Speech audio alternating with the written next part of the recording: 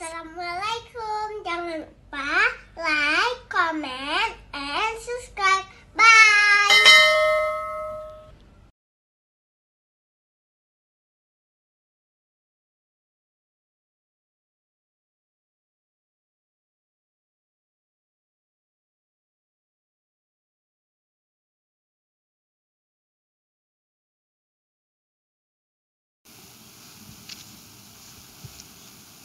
Bismillahirrahmanirrahim.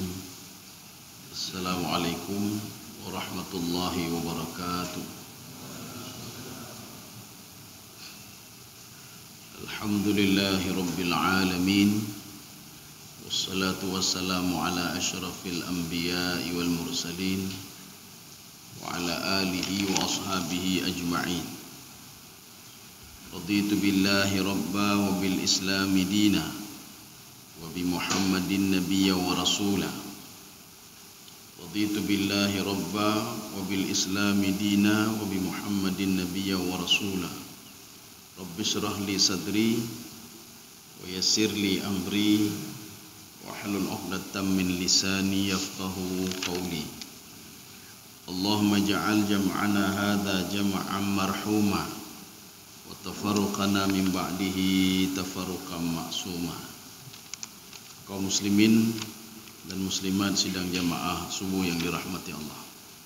Kita lanjutkan kajian kita pada kitab Sirajul Talibin, adalah syarah dari kitab Minhajul Abidin punya Imam Al-Ghazali. Pembahasan kita selanjutnya adalah Aqabah Awarid namanya. Jadi ada istilah Imam Al-Ghazali ketika Aqabah itu gunung. Jadi kita beribadah itu ibarat naik ke atas gunung, beratnya. Kita itu melakukan kebaikan ibarat naik ke atas gunung. Maka setiap pembahasan beliau itu selalu mengungkapkan dengan kalimat Aqabah. Aqabah taubat, Aqabah awarid. Taubat itu berat sekali, seperti kita naik ke atas gunung. Ya, maka beliau menggunakan kalimat Aqabah. Ini begitu juga Aqabah awarid. Apa itu Aqabah awarid? Ada beberapa hal yang membuat seseorang itu lalai dan dia malas beribadah. Jadi akan kita lihat apa yang membuat kita malas beribadah. Apa yang membuat seseorang itu malas bangun subuh, tidak mau bangun subuh, tidak mau beribadah, tidak mau salat, tidak mau beribadah sunnah, tidak mau bersedekah. Salah satunya adalah, ini yang pertama. Ini pembahasan yang pertama mungkin agak panjang ya. Kalau tidak habis dalam pertemuan ini, kita lanjut lagi pertemuan selanjutnya. Ini yang pertama, hal yang pertama yang membuat seseorang itu susah untuk beribadah. Annaha arba'atun. Ya, ini ada 4. Ya, kita sebutkan nomor 1 saja. Nanti selanjutnya pertemuan selanjutnya 2, 3, 4 ya. Tetapi yang satu ini mungkin ada 2 kali pertemuan. Ahaduha, salah satunya adalah, atau nomor 1 adalah ar-rizqu wa mutalabatun nafsi. Rezeki dan segala sesuatu hal yang diinginkan oleh jiwa nafsu ini. Jadi makanya ketika seorang berpikiran tentang rezeki, maka dia sudah menolak salat ibadah. Ketika seorang lebih mengutamakan rezeki, ini kalau tidak cari rezeki enggak dapat apa-apa. Untuk apa kita salat enggak dapat rezeki, enggak dapat apa-apa. Makanya ketika di subuh hari atau di siang hari kita mengajak orang lain untuk beribadah, itu ditolak mentah-mentah. Saya kalau tidak cari rezeki, bagaimana saya mendapat rezeki? Ya, sehingga dia itu menganggap ibadah itu sebagai penghalang. Padahal terbalik. Rezeki itu sebagai penghalang untuk beribadah. Mutalabatun nafsi, keinginan jiwa. Jiwa ingin ini, ingin itu, mandu mahu. Jadi artinya nomor 1 itu rezeki dan permintaan hati untuk beli ini, beli itu dan lain sebagainya. Maka ketika dia dihadapkan 2 hal, yang pertama masalah rezeki dan ibadah, dia pasti mencari rezeki dulu. Ya, nyo minta rezeki lagi pandai ibadah, anjir ibadah hana rezeki. Jadi bagaimana solusinya supaya rezeki ini tidak mengganggu kita dalam beribadah? Ini salatnya cepat, kita tanya kenapa cepat salat? Kalau tidak cepat nanti diambil orang lain rezeki, rezeki cok legok. Kalau tidak cepat pelanggan sudah menunggu. Ya, jadi artinya apa? Pelanggan tadi, rezeki dia tadi sudah mengganggu ibadahnya. Jadi maka hati-hati. Seorang menginginkan sesuatu, keinginan dia itu bisa membuat dia ibadah dia rusak, sehingga dia lebih mengutamakan keinginan dia itu. Saya mencari ini, ala ibadah hendak undang hati-hati. Nanti saja salat, kan masih ada waktu untuk salat. Maka dia terus kerja. Makanya ketika subuh hari itu ada dua model orang. Ada dia bersiap-siap dari rumah, ambil wudu, bersiap segalanya, dia pergi ke masjid untuk salat. Ada juga orang yang di rumah itu dia mempersiapkan dirinya untuk apa? Untuk cari rezeki. Jualan ini, jualan itu. Lain hanya kepikir, hanya kepikir ibadah. Jadi dia terpikir apa? Ini gara-gara kalau saya tidak cari rezeki maka tidak dapat rezeki, maka rezeki harus dicari. Sebelum kita jawab bagaimana solusinya, Allah Subhanahu wa taala dalam Al-Qur'an mengatakan begini. Famshu fi manakibiha wa kulu min rizqihi. Sebenarnya prinsip rezeki itu apa? Famshu fi manakibiha, kamu cari saja dulu kata Allah, nanti saya kasih. Kamu patuh saja kepada perintahku, nanti saya kasih. Artinya apa? Kita disuruh salat, kita salat. Kita beribadah, disuruh ibadah. Kemudian kita cari rezeki juga disuruh oleh Allah. Famshu fi manakibiha. Tapi masalahnya jangan mencari rezeki itu membuat kita lalai dalam beribadah. Jadi maknanya apa? Kita beribadah dulu. Kita utamakan ibadah dulu. Bukan tidak boleh mencari rezeki. Ya, ini diberikan solusi sekarang. Jadi sebelum ini, jadi makanya Allah mengatakan, famshu fi manakibiha wa kulu min rizqihi. Gara-gara kamu patuh kepadaku, maka rezeki akan aku berikan. Ya, ini maknanya. Ini seperti Maryam. Maryam ketika baru melahirkan Nabi Isa alaihissalam, Maryam waktu itu lapar sekali dan anaknya juga lapar. Sedangkan di sampingnya ada pohon korma, satu buah pohon korma, buahnya pun banyak sekali. Secara logika tidak mungkin Maryam manjat pohon itu. Secara logika tidak mungkin Maryam bisa mencapai buah korma itu, tidak mungkin. Tapi Allah Subhanahu wa taala mengatakan kepada Maryam, kamu kalau ingin buah korma itu, wa hussi 'alaiki bi jid'in minan nakhli. Kamu goyang-goyang pohon itu. Secara logika enggak mungkin menggoyang-goyang pohon korma, kormanya akan jatuh, enggak mungkin. Cuma kenapa Allah berikan korma kepada Maryam? Karena Maryam patuh dan taat kepada perintah Allah. Bagaimana kepatuhannya? Dia mengambil dia mendorong pohon korma dengan tangannya, Pak. Dia dorong-dorong karena perintah Allah. Kalau enggak perintah Allah, enggak mau dia laksanakan. Jadi makanya sesuatu hal yang mustahil bagi Maryam itu tidak mustahil bagi Allah. Karena Maryam patuh dan taat, maka rezeki diberikan oleh Allah. Ya. Jadi makanya Allah tidak akan langsung memberikan rezeki ini Maryam korma, tidak. Tapi kamu berusaha dulu. Turuti perintahku. Kalau kamu turuti perintahku, akan aku berikan itu korma itu.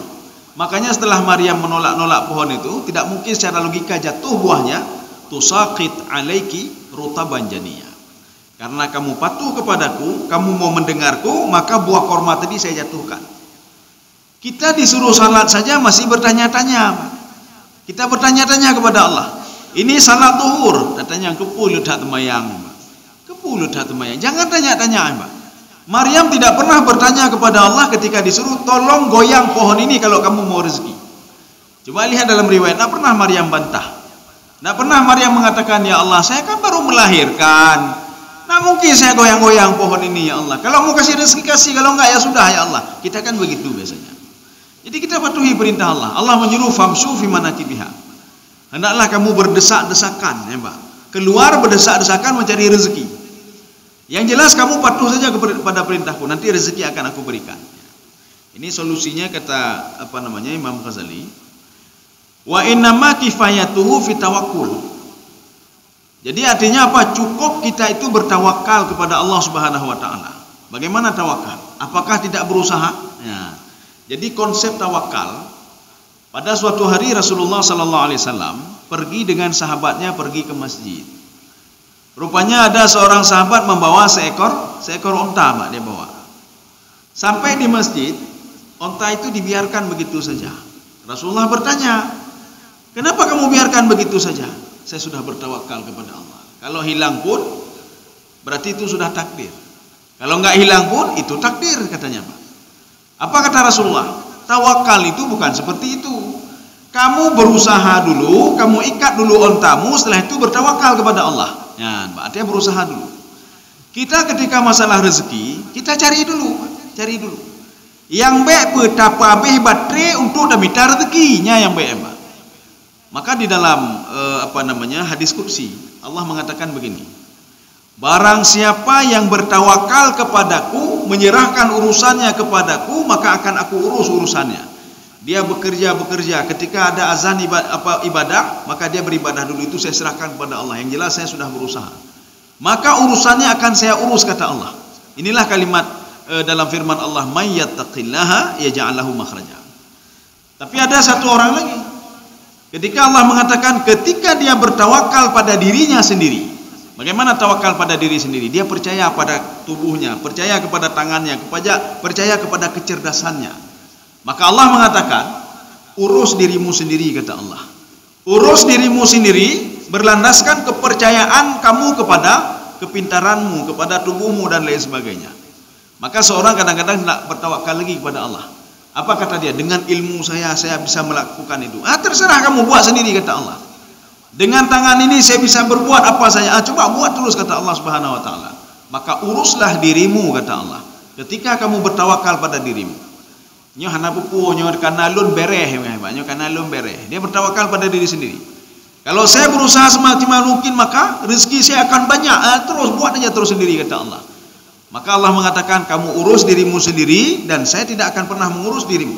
Urus saja dirimu sendiri. Maka dibiarkan oleh Allah begitu saja. Urus dirimu, mau salat mau tidak salat ya terserah. Kaum muslimin sedang jemaah yang dirahmati Allah Subhanahu wa taala. Fa'alaika bitawakkuli 'ala Allah Subhanahu wa taala fi maudhi'i rizqi. Jadi masalah rezeki kita bertawakal saja kepada Allah. Kita sudah berusaha, Habis berusaha apa? Ya sudah, kita tawakal pada Allah. Ini terserah Engkau ya Allah. Yang jelas rezeki itu di dalam sebuah Al-Quran, saya menciptakan kamu dan menciptakan rezeki untukmu. Karena mungkin Allah berbohong. Nah mungkin Allah berbohong, Pak. Merasulullah hana gesemenget getanya, Pak. Wa ma huwa 'alal ghaibi bidhanin. Masalah-masalah gaib, Rasulullah tidak pernah kerit, langsung diceritakan oleh Rasulullah. Kamu kalau berbuat begini pahalanya begini. Kamu kalau begini nanti akan begini. Nah mungkin Rasulullah bohong, Pak. Rasulullah saja tidak bohong, apalagi Allah Subhanahu wa taala. Yang jelas kita berusaha saja dulu. Setelah berusaha kita ibadah dulu. Berusaha ibadah lagi. Ini jangan ibadah saja tidak berusaha, tidak ada apa-apa. Ketika ditanya kenapa tidak bekerja, Allah, saya tawakal saja kepada Allah. Yang ketawakal aja, Pak. Itu sudah putus asa namanya. Jadi dia tidak bertawakal lagi kepada Allah dan tidak berusaha. Wal hajah bikulli halin, dalam kondisi apapun kita bertawakal kepada Allah. Kita porsi kerja kita dalam satu hari misalnya 4 jam 5 jam. Saya sudah berusaha ya Allah 4 jam dan 5 jam untuk bisa dapat ini. Itu terserah ya Allah pada Engkau. Kita tawakal pada Allah. Setiap datang waktu ibadah kita ibadah. Artinya mencari rezeki tadi tidak mengganggu kita dalam hal ibadah. Ibadah terganggu masalah rezeki, Pak. Siang malam pagi petang kita cari rezeki, Pak. Ibadah ketua, ya, Pak. Diberikan jabatan ketua draw, Pak. Jangankan kepada Allah, untuk diri sendiri saja kita tidak teringat. Kesehatan sendiri saja tidak teringat. Coba lihat orang cari rezeki 24 jam. Yang kesehatan roh nih begini. Dia tidak akan tahu dia. Bagaimana dia bisa mengenal Allah kalau diri sendiri saja dia tidak kenal. Roh itu sodroh, Pak. Kapan dia mengenal dirinya? Ketika dia sakit. Ya, baru itu sodroh, Pak. Waktu sakit, ya Allah, nyujar lu sakit, jantung sakit. Ginjal pik apa cuci darahnya baru itu soroh, Pak, ketika diberikan sakit oleh Allah Subhanahu wa taala. Makanya kita jangan protes dulu, kita lihat dulu hikmah. Ketika Allah memberikan musibah, Allah memberikan penyakit dan lain sebagainya. Penyakit dan musibah itu untuk meningkatkan kualitas ibadah kita. Bagaimana kualitas ibadah? Supaya kita teringat kepada Allah Subhanahu wa taala. Kalau enggak hijau sakit hanya teringat ke Allah, Pak. Kalau tidak diberikan sakit, diberikan musibah, itu tidak akan pernah teringat pada Allah Subhanahu wa taala. Maka seorang itu ketika diberikan nikmat laleng, waktu cabut nikmat yang baru, ya Allah, lun hana tepu-tepu yang baru dengar ke Allah Subhanahu wa taala. Kaum muslimin sedang jemaah yang dirahmati Allah. Ini ada 2 kisah. Mungkin kisah ini sudah pernah kita bahas di sini, tapi tidak ada masalah. Kalau pertemuan yang lalu-lalu itu kisahnya cuma kita ungkapkan saja, cuma ini ada di dalam kitab ini, dalam syarah ini. Pada suatu hari, ya, ruwiya anna Musa alaihissalam Lamma umira bidhihab ila Fir'aun. Jadi ketika Nabi Musa alaihissalam itu disuruh untuk menghadap Fir'aun, beliau pernah bertanya kepada Allah Subhanahu wa taala, "Ya Allah, bagaimana rezeki keluarga saya kalau saya pergi berdakwah? Saya dakwahi Fir'aun, bagaimana rezeki keluarga saya? Ya Allah, bagaimana rezeki makhluk-makhluk yang lain?" Menurut Nabi Musa begini, kalau rezeki itu Allah mengatur rezeki, nanti apakah kena istri saya bagaimana rezekinya? Orang lain bagaimana? Ini bagaimana? Gimana cara aja rezeki ya Allah? Kemudian binatang juga akan banyak sekali. Bagaimana engkau berikan rezeki kepada binatang itu? Tumbuh-tumbuhan banyak sekali. Itu yang kami tahu dan kami tidak tahu. Apalagi yang berada dalam lautan. Ketika itu Allah Subhanahu wa taala menyuruh kepada Nabi Musa alaihissalam, fa amarallahu ayyadriba sakhratan bi'asahu. Allah menyuruh untuk kamu pukul batu yang ada di depanmu. Setelah itu Nabi Musa alaihissalam tidak tahu ini apa maknanya. Saya tanya lain kok dijawab lain oleh Allah. Tapi tidak keluar kata-kata itu di mulut Nabi Musa. Cuma di dalam hatinya saya, kok seperti ini ya. Saya menanyakan bagaimana rezeki keluarga saya, kok disuruh ambil batu, suruh pukul batu. Fatarabaha fansyaqqat an sahrah. Dia pukul batu itu dan batu itu terbelah. Terbelah batu itu. Fatarabaha fasyaqqa an ukhra. Dia tidak mendapatkan apa-apa lagi. Kemudian Allah menyuruh pukul lagi batu selanjutnya, terbelah lagi batu selanjutnya. Fatarabaha, dia pukul lagi setelah itu, dia pukul lagi yang ketiga kalinya. Fakharajat minha dudatun fi famiha ma yajra majral qita. Rupanya ketika batu terakhir itu terpecah, batunya terbelah, rupanya dia jumpai seekor ulat.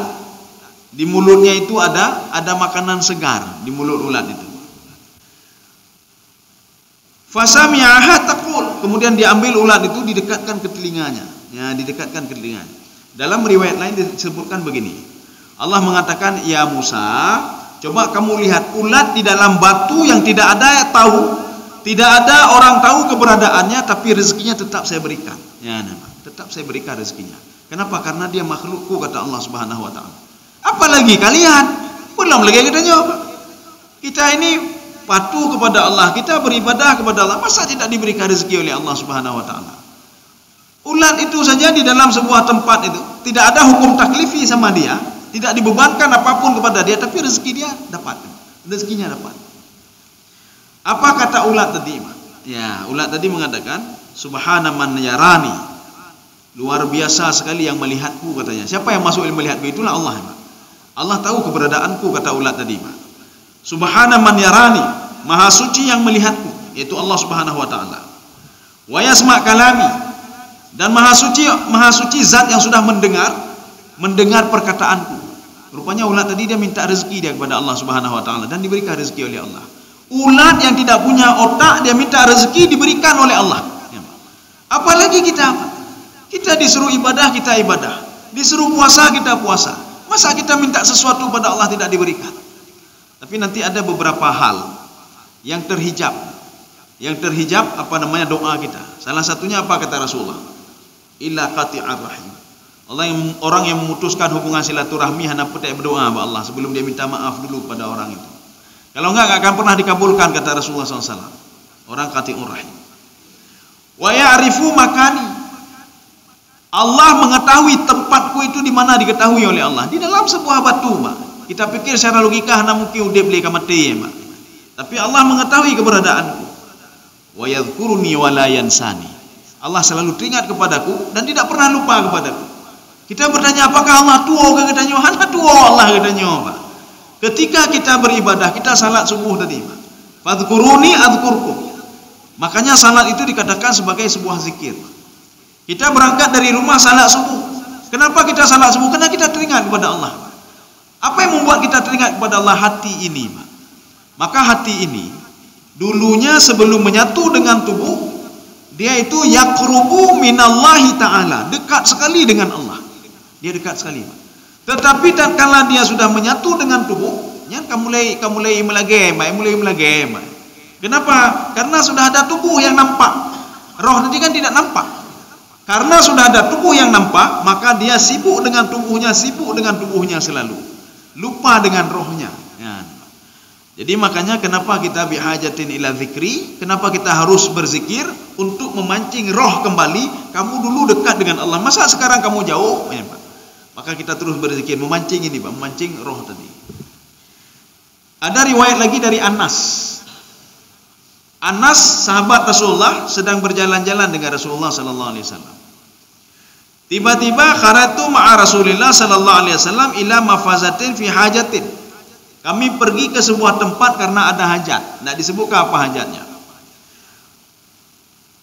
Fara'aina tayran yalhanu bisautin. Kami mendengar, kata Anas, ada seekor burung yang dia itu mengeluarkan suara indah. Qala alaihi salam. Rasulullah SAW mengatakan, atadri ma yaqulu hadza tayr? Ya Anas, kamu tahu apa yang diucapkan oleh burung ini? Anas mengatakan, qultu Allah wa rasuluhu a'lam. Allah dan Rasulnya lebih tahu. Apa kata Rasulullah SAW? Qala innahu yaqul.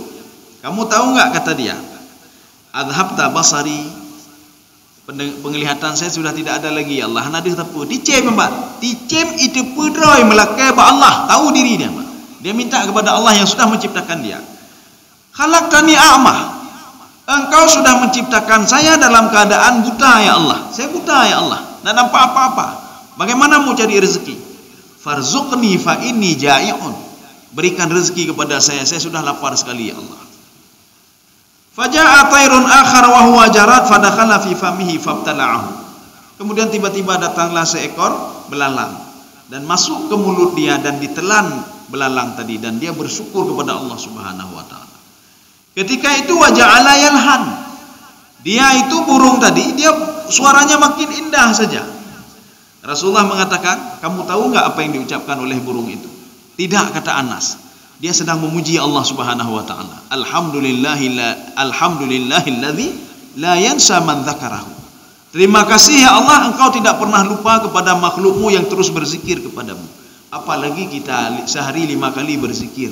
Mana-mana berzikir. Kita salat sehari 5 kali. Paling enggak habis salat kita ada ucapkan astagfirullah. Salat itu saja sudah zikir. Apalagi duduk setelah salat. Astagfirullah, astagfirullah. Sisihkan waktu sebentar saja dalam satu hari untuk roh ini, Pak. Untuk roh. Kenapa untuk jiwa kita mau bawa kemana saja, Pak? Jiwa tubuh ini dia minta rekreasi. Katanya, rekreasi. Singapura. Singapura damai tubuhnya, Pak. Habis duit berapa puluh juta mau kita bawa tubuh ini. Tapi ketika roh minta, saya sehari 5 kali jangan pernah pisahkan saya dengan Allah. Masa kita tidak berikan kesempatan dia? Padahal cuma duduk-duduk saja 5 menit atau 10 menit. Padahal trip-trip dah ni, Pak. Kita duduk, paling enggak roh ini teringat pada Allah Subhanahu wa taala. Berikanlah kesempatan untuk dia. Sebagaimana kita berikan kesempatan untuk tubuh ini, Pak. Dia mengolah tubuh, beli ini untuk tubuh. Yang mahal-mahal dah belau ke tubuh. Ke roh hantar dah belau tapu, Pak. Untuk tubuh mandum dah belau, pemohon dah pegang ke tubuh. Lun mohon jet peribadi gaji ke poi pang le, Pak. Pemohon lah. Lemah jabatan ojek dah usahakan ni pegang, Pak. Pemohonlah, saya mau seperimbit mahal kaja dan mengapa? Untuk siapa? Untuk tubuh ini, Pak. Tapi kita lupa ada unsur roh lagi pada diri kita yang kita lupakan. Kaum muslimin sedang jemaah yang dirahmati Allah. Ya, ini ada Syekhul Islam Ibnu Taimiyah. Apa kata beliau? Rezeki itu, ya, ini filosofinya kita harus memaknai apa makna yang beliau ungkapkan ini, Pak. Ar-rizqu ma yantafi'u wa la yamliku. Yang dikatakan rezeki itu yang diambil manfaat bukan dimiliki. Ada seorang memiliki duit tapi dia tidak bisa mengambil manfaat dari duit itu. Ada seorang memiliki perusahaan tetapi tidak bisa mengambil manfaat dari perusahaan itu. Berarti itu bukan rezeki dia, bukan rezeki dia. Kita punya anak banyak tapi tidak ada manfaat dari anak itu. Berarti anak itu bukan rezeki kita, bukan rezeki katanya. Kenapa? Yantafi'u wa la yamliku. Pengertian rezeki itu kita bisa mengambil manfaat bukan memiliki. Makanya Rasulullah mengatakan begini, banyak orang yang punya rumah tapi tidak tinggal di rumah itu, manfaat tidak ada apa-apa. Rugo, kata Rasulullah. Banyak orang yang punya duit tapi tidak bisa ambil manfaat dari duit dia. Kebah lebih baik, kebah. Manfaat ke kau begitu. Bukan untuk diri dia manfaat, kan untuk orang lain, Pak. Dia ada tanah ini, titik uro kalian mentang. Tanah lun ni berapa? Besok pergi lagi tanah lun. Besok pergi lagi ajak teman-teman. tahu nggak Bapak, itu tanah saya. Dia memiliki saja, tapi manfaat tidak ada. Tidak ada manfaat. Kenapa tidak ada manfaat? Setelah meninggal dunia, icok lagi hok, diambil lagi oleh orang lain. Bahkan kalau anaknya bakaya, icok ipu belau. Terima kasih.